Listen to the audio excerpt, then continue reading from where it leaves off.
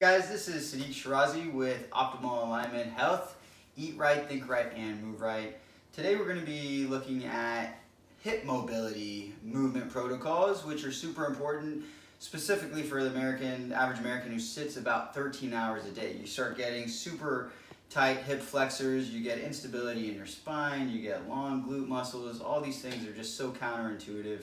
If you don't have proper mobility in your hips, it's going to create issues and pain down the chain, a lot of times in your knees, a lot of times you'll get tightness in your thoracic spine, all ways of trying to compensate for these prolonged sitting days sedentary lives that we live. So what we're going to focus on is called hip controlled articular rotations. This is a ball and socket joint. It is meant to do so much more than just sit and stand, sit and stand. It moves into a variety of different ways, and so with hip controlled articular rotations, you're going to lie down on a side, pick whichever side you want to lie down on, and you're going to try to just bring your body just as straight as you can. We're going to bring some brace to our core. Almost in every protocol that we do, you want to keep your core brace, ribs down. All right, so what this is going to look like, you're going to be on your side, and you're going to start with, we're working on our right hip. So what this is going to look like is we're going to start with, as we flex this right foot up, we're going to be externally rotating. And you can see how this is kind of opening up like this. And this is called external rotation, and flexing is me bringing that up.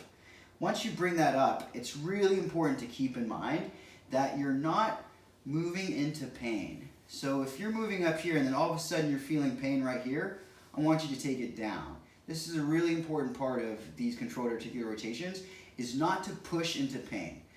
Basically, your muscles are tight because it's not used to certain planes of motion, and over time, you're gonna be able to better create this mobility, but at first you're gonna go really slow, okay?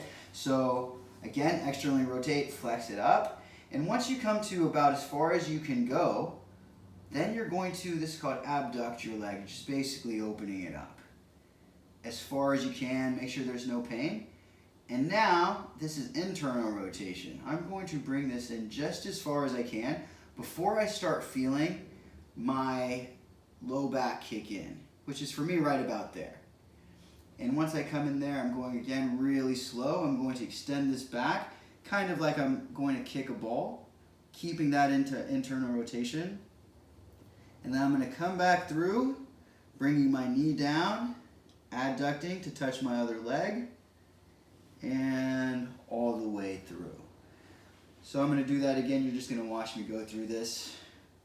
Again, I'm coming in with external rotation, rib cage down, core is tight, coming up as high as I can, abducting that open, internally rotating just as far as I can, not into pain, extending that hip back, and then just pushing back through.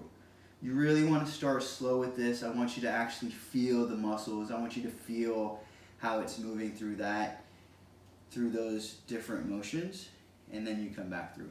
And you can do a series of these on both sides, all the while just being completely aware of any pain that's showing up and slowly increasing the mobility. Do these several times throughout the day. If you like this video, stay